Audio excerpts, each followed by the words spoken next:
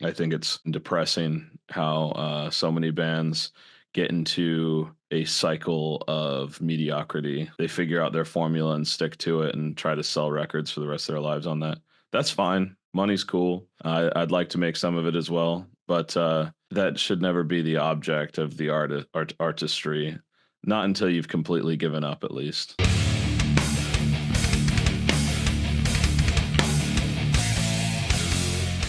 What's up, everybody? It's your boy Keefy here at GhostCultMag.com. I am super stoked today to be joined by Gabe of Unto Others. How are you doing? I'm doing good, man. Thank you for having me.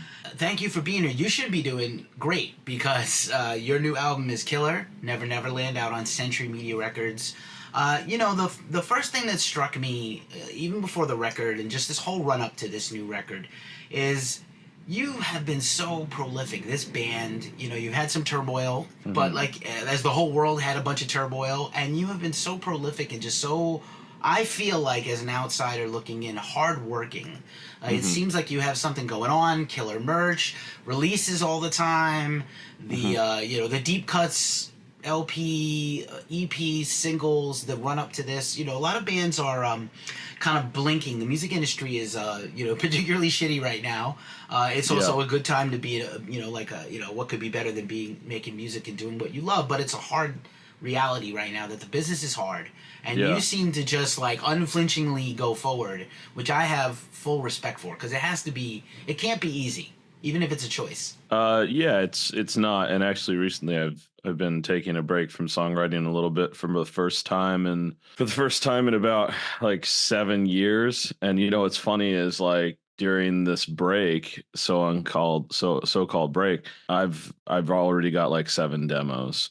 I was telling my wife, I'm like, oh my God, I've been saying I haven't been writing, but I have 7 full, I almost have another fucking record. So sometimes it's hard to actually stop working. But disconnect sometimes, man. It's really difficult. I think you are probably like me, a workaholic, and happy when you're doing the process. And the rest of the time, it's I'd rather be doing the thing instead of something else. A frequent interview subject here the last few years is Trevor William Church of Haunt. Very similar, cut from the same cloth. You probably have played together, toured together, maybe even festivals. Our first tour ever was with Haunt. Yeah, oh, bro, I love them so much. Yeah. And just, again, very consistent, the same kind of drive. Constant merch evolution, releases all the time. I'm already on the next 2 releases when you're appreciating this one. Yeah. It breaks the brain. Yeah.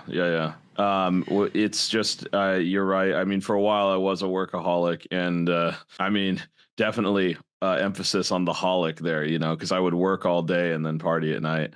And, and I did love that lifestyle, but once you start getting into your later 20s, it starts catching up with you, and you're like, I can't go out and party and then do a full day of work like I used to. I have to kind of take breaks to actually get work done now. But, Noted. Very well done. I see the guitar over your shoulder in the other room. Other room where you have to go to it instead of being right there. No, dude, I got guitars.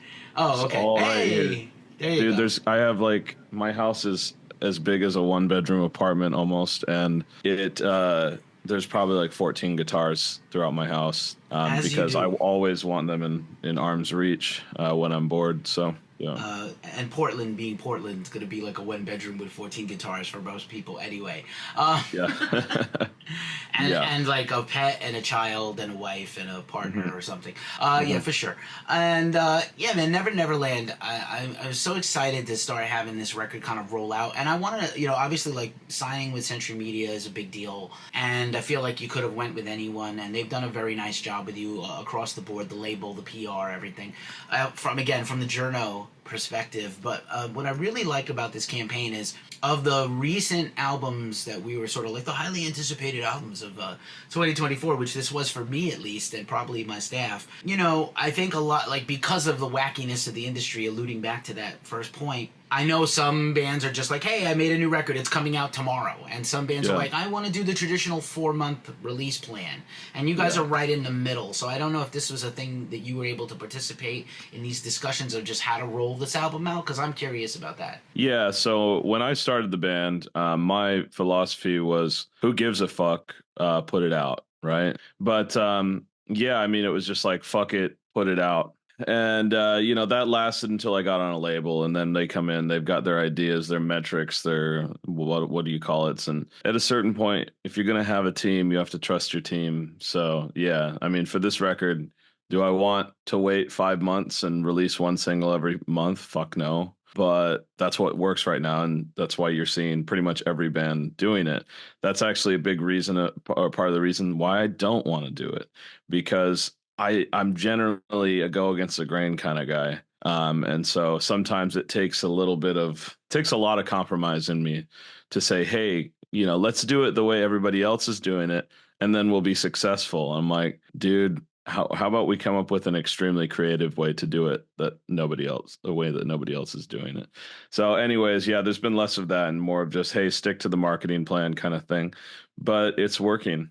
So who am I to argue? Right on. Fair enough. I would say I think the only thing that doesn't work, especially for rock and heavy metal, is the surprise drop. Unless you have a huge following. Yeah. I don't think there's that constant on social media waiting on Spotify to announce this new single and it's here for you. Yeah. And I think it just doesn't bode well. There's so much noise, especially at this time of the year. There's so much, March to June, and there's no break anymore this summer. Yeah, so you got to take advantage of time and use it to promote. It makes a lot more sense to me now than it did when I was young, of course. So yeah, I think it was Iron Maiden that said time is always on your side. And he wasn't lying. And I was just listening to that record. So good. I can't believe they're still so good. It's mind-boggling. I don't understand. And I was saying that I was at a concert last night, and I was like, how are these bands that are 40 years old rocking harder than me? And I haven't been rocking as long or as hard and as well, clearly. But wow, I was just like, these bands have been around so long. How can they do this? That was the Sepultura tour. Was in San Francisco last night. So. Nice. Like a bunch of veteran bands who've been doing it since like 85, 86, 87. Are you East Bay or? I'm San Francisco proper. I'm originally from the East Coast, but I came here a few years ago. I love Portland. Portland was definitely on my radar for a minute. My best friend was living there for a while. I'm envious of you. The Bay, San Francisco is like probably one of the only other cities I'd live in, except for maybe Seattle. Like. Our drummer Colin, he grew up in Bernal Heights, so I don't know where you are in relation to that, but I know it's not too far. Yeah, I'm in San Fernando proper, and we have a great music scene, and the weather is great. Everything else is a challenge, but that's every big city right now. And I know a lot of people, scenes. I'm not sure how still strong, I assume, because it's still such a creative city with a reputation. I assume there's I know the music venues are mostly intact since the last few years, but hopefully there's still like a cool local scene in Portland also. Oh yeah, we got tons of bands. We got bands coming out our ears, man. There's actually an Instagram page called Promote PDX. And it sounds really corporate and like boring, but if you check it out, if you're ever up here, it lists every single show going on everywhere, including like house shows and stuff. So if you're ever bored, I mean, just 7 days a week, there's a show going on everywhere all the time. So amazing. I'll be sure to follow that and not tell any cops. And about the house shows. Well, the house shows, they they don't list addresses or anything. You still gotta ask a punk, as they say. That's it. Ask a punk. Say the secret word. Do the do the hand jive. Whatever. Yeah, I haven't gone to a house show in like 8 years, just because I will never be the 30-year-old guy at the house show. That's a young kid's game. I have been the 50-year-old guy at the house show, so I fully feel you. And I was like, all my choices were wrong today, except to hear this accepted music.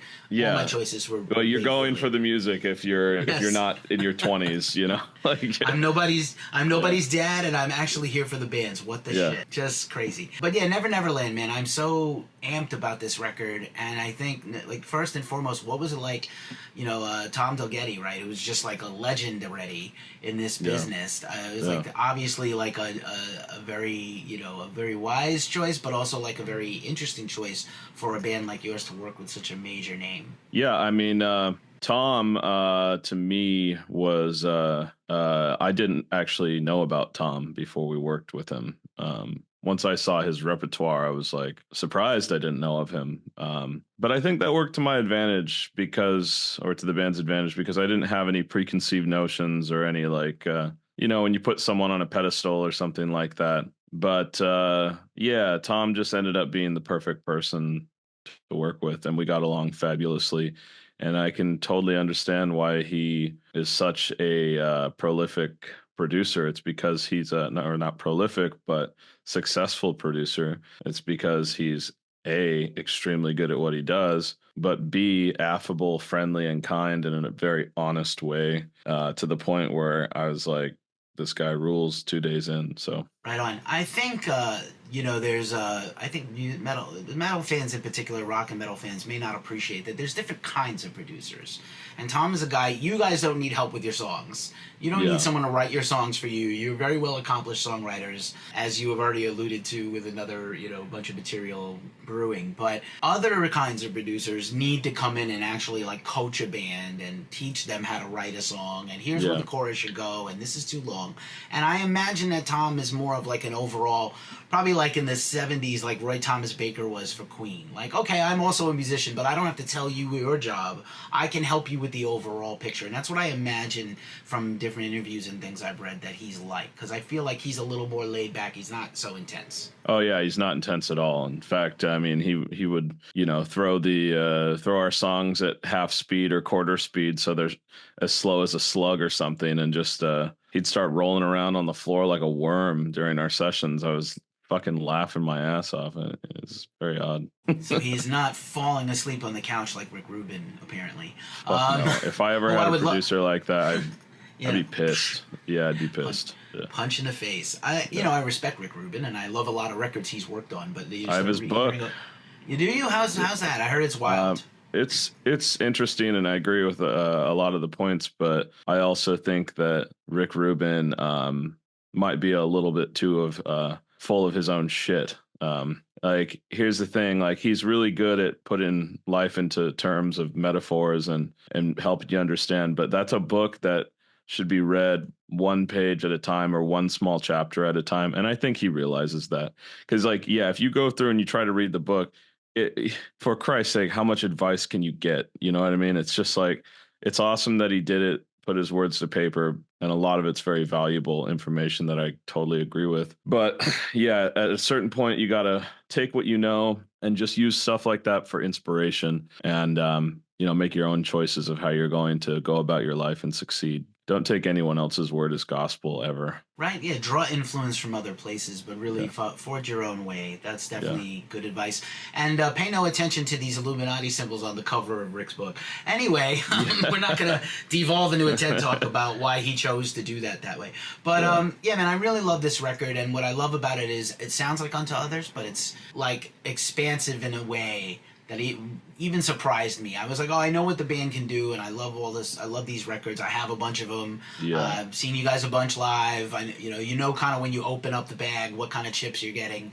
But I like that this album is very diverse and is eclectic. I feel like you just shot it all out and still, you know, kept what sticks, and I like that a lot because I don't think a lot of bands are brave enough to try that approach, like too scared to get out of their own way a little bit. What do you think about that? I couldn't do it any other way. I think it's depressing how so many bands get into a cycle of mediocrity. They figure out their formula and stick to it and try to sell records for the rest of their lives on that. That's fine. Money's cool. I'd like to make some of it as well, but that should never be the object of the artistry. Not until you've completely given up, at least. And someday I might, but it's like the sooner you get into rehashing your own shit is the sooner you're going to become sick of it and completely check out and be like, okay, let's go pump out another record because I have to, because and then that's how you start becoming unsatisfied with your job or your career and make it a job, and ultimately you're just trudging toward your own sadness. So you you can't make decisions in your life based on money. That's how people end up living in the stupidest parts of the world, doing jobs they fucking hate, and going, how the hell did I get here? And it's like, it seemed like a good idea at the time. And as corny as it is, you have to follow your heart. Absolutely. If it starts to feel like a chore, you've done it wrong. And Yes. I'm glad for all the music makers. I used to be in bands for many years, and that's kind of why I went into journalism. I had a journalism background. I was like, you know what I should do if I'm not going to be in a band anymore and be an unhappy band guy? Let me make other people happier band people, and Yeah. band persons, and band Yeah. them. So let me help them. Yeah. If I can help promote any other underground bands, much as we, all the big music websites, we have to kind of do like if Dave Grohl's in trouble, like we all have to do that. But Yeah. I'd much rather talk about your band or any other band and Yeah. promote underground bands all we can. Like I said, it's a very diverse record. I think it's super interesting. It still sounds like you have a very distinctive voice. Your vocals are great on here, as expected. Thank you very much. And I really am digging, like, on repeat listens. There's a lot of I think it's kind of like a little less dark. I know that's like I know that like you guys rebel against like your label, your PR, Bandcamp put you on the best goth rock bands, and I know you hate that. But like it seems like a little more. I know you have like Suicide Today and When the Kids Get Caught and Flatline, but it feels like a little more buoyant record, a little more hopeful record for you guys. Is that fair? Yeah. It totally is more hopeful because I was more hopeful while writing it. But also, it's funny with the goth thing. I don't say that for multiple reasons, mainly because I don't know if goth is even a genre. I get the gothic aesthetic. We wear all black. We wear sunglasses, whatever. I get that. This record definitely, why don't we just lean into that a little bit? But that was after the fact. That was after the music was written. The music was already done. And when I was like, Neverland, this is a bit gothy, a bit wimpy, but I think it works really well. And so you kind of lean into it with the cover. And then, the PR and the bios and everything, they just go full throttle and, start making typo negative comparisons, which I've just never fucking understood personally. I don't get it. I think Typo Negative sounds like a completely different band. The closest we sound like to Typo Negative is maybe some of their early stuff, but that's only when I get really hardcore and start screaming a lot. And maybe the song I Don't Want to Be Me. That's the closest I think we've gotten to them. So yeah, it's just like, also I have no desire to be Peter Steele, want to be Peter Steele. I hate the comparisons. I'm just like, can you just accept this for what it is? Like, throw in a little bit here, a little bit there, but the Typo Negative thing, it's like the media feeds off itself. One media outlet says one thing, and then everybody, I've noticed, the rest of the people will read a big article, then craft their interviews based off that big article, but without listening to the shit themselves. And I think it's plain and simply because they're not fans of the band. And so they're trying to pump out content constantly for their own fucking motivations and agendas. And I'm like the victim here. I'm a fucking product that gets manipulated like feeble putty. I feel that so deeply, and I would say, in fairness, your publicists are great. They're just trying to promote awesome. Your band. They're trying awesome. to promote your band, and let's face it. I approved every PR, by the way. So yeah, no doubt, I know you did. And let's face it, as a journalist, I know that we all have like little, Jurassic Park. You need the clicker because we have lizard brains. But we need to be spoon-fed information, and we just take that little. Like one of the things that I've always kind of like, I try to make up my own mind. We, try to make up our own minds about things, our editorial team and things like that. For fans of is kind of lazy. Like it's helpful, and I understand why it's used in PR, and I love every publicist we work with mostly. But like that for fans of is also like puts you in a box, and it doesn't allow us to make our own opinion because we can't. There's only so much room on the shelf here, and I'll even for us. But like obviously, I have been a fan. I was a Spellcaster fan, so I don't care. Like, no shit. Before Idle Hands, I've been in this game a long. I'm the old guy. I wasn't even a Spellcaster fan. I bet you were. Maybe in the beginning you were. Maybe not at the end. Oh yeah, what do I got here? I got something interesting actually. What? Yeah, I got a lot of cool stuff. This is our first EP Oh my on goodness. vinyl. Yeah, Spellcaster. And I think, yeah, it's the clear one. There was only Oh, 11 of, sick. there are 20 of these misprinted on Heavy Artillery Records. So this is Yeah, of my course. rarest band thing I own, with us as like 19-year-olds on the back in my dad's garage over some That's kind of stupid orb. Thomas has a chainsaw. Thomas has a chainsaw in his hand or something. Yeah. Those were different amazing. times. Those were different Top times. top tier band photo right there. But yeah, like in general, like I Yeah. appreciate that you want the band to live and have its own thing.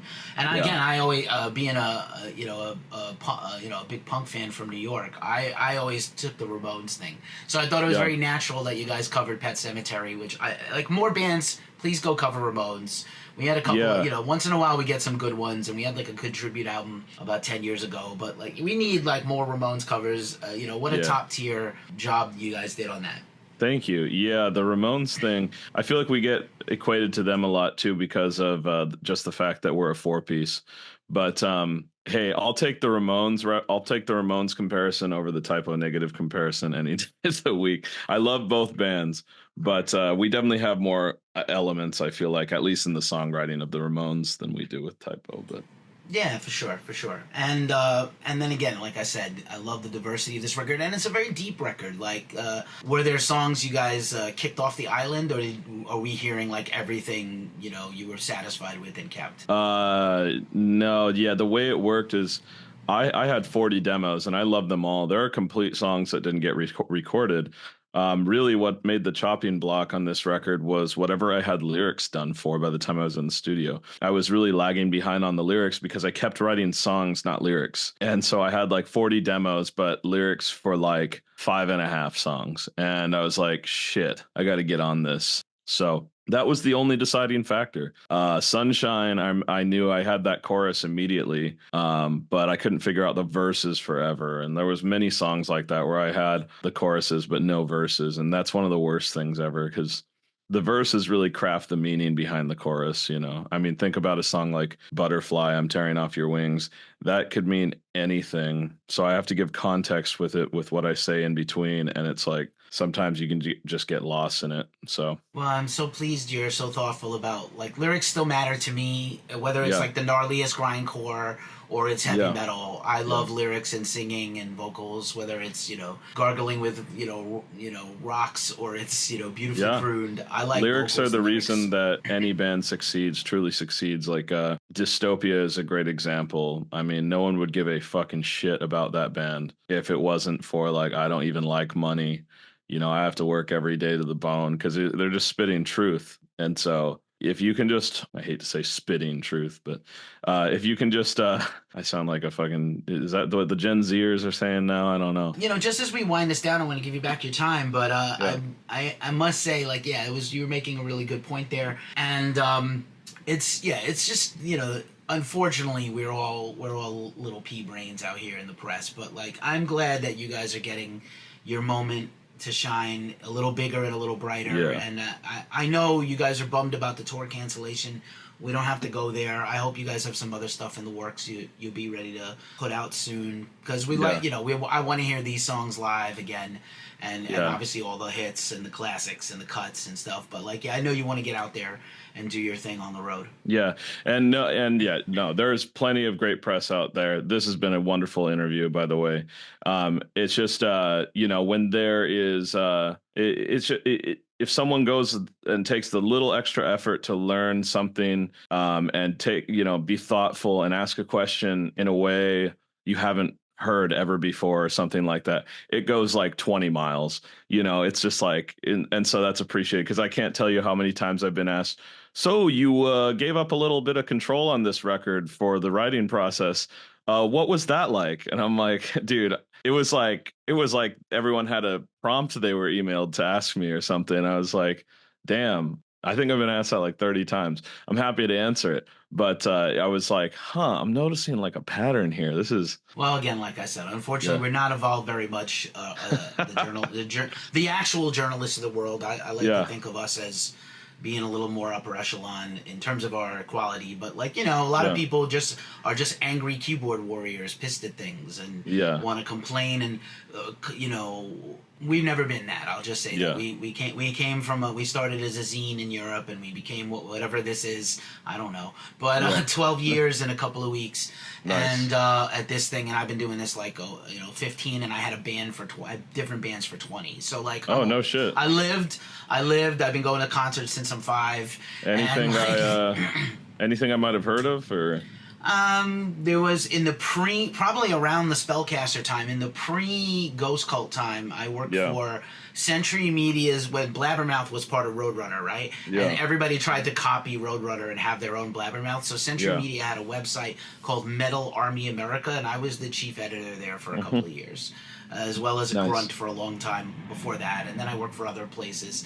So, I cut my teeth doing that and doing a lot of news and reviews. But a lot of people are just, unfortunately, in our field, they're sucky, and they're not thoughtful or good, and they're just hoping for clicks and stuff like that. No, which, I meant like band wise. Oh no, definitely not. Unless you were like in New York City at a certain time. I was in a couple of unremarkable thrash and heavy metal bands that were okay. Which my former bandmates come at me when I say unremarkable, not because we weren't good, but just didn't make it. I was in a pretty fun rappy hardcore band, like skate punk, suicidal tendencies, but also other stuff. And then I had like a couple of my partner in Ghost Cult and I was in. I joined his death metal band, so that was across my And then I also had like a Pink Floyd covers band one time. So like, dude, fucking A. That's taking on some work there with the Pink Floyd.